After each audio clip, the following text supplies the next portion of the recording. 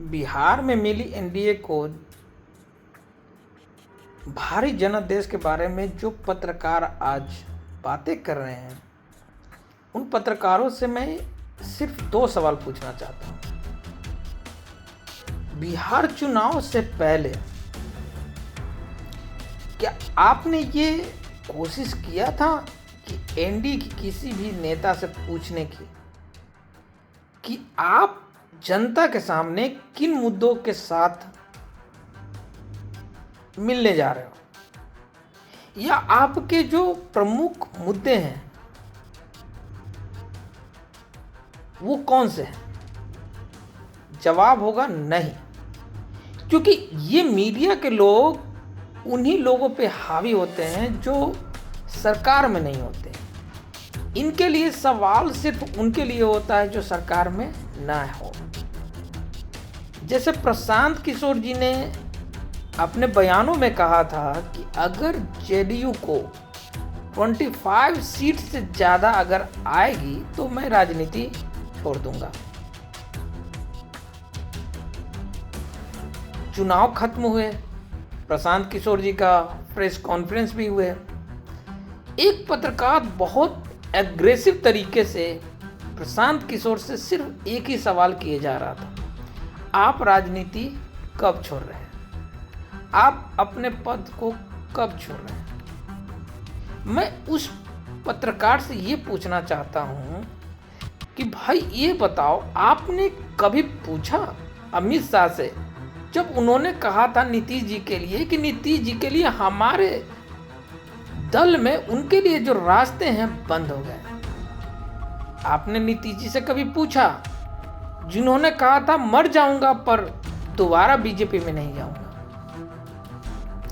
क्या आपने चिराग पासवान से ये बात पूछी? एक बार उन्होंने कहा था बीजेपी में जाने का मतलब है जहर खा लेना। आपकी हिम्मत नहीं है कि इन बातों को उनसे पूछो। क्यों? क्योंकि वो सत्ताधारी पार्टियां हैं, और अगर आप उनसे इस तरह के सवाल पूछोगे तो हो सकता है कि आप पे गाज गिर जाए। आपका यही डर इन सवालों को उनसे ना पूछने के लिए रोकता है।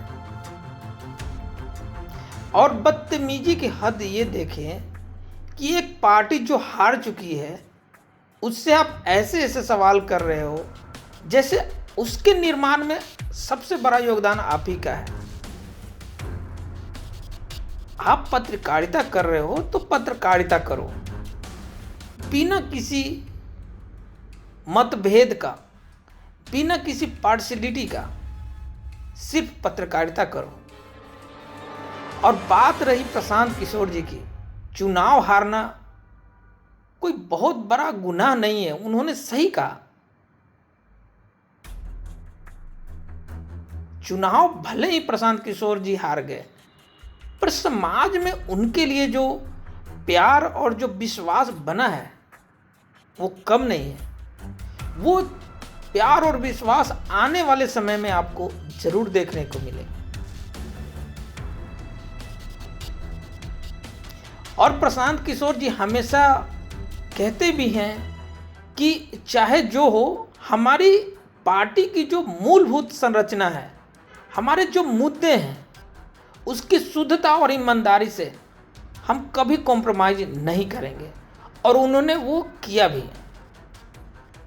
उनके मुद्दे शिक्षा, रोजगार, पलायन, इंडस्ट्रियलाइजेशन पे सेंट्रिक थे। और उन्होंने जात पात, ऊंच नीच, धर्म की राजनीति नहीं की। इसीलिए शायद लोगों ने उन्हें स्वीकार भी नहीं किया।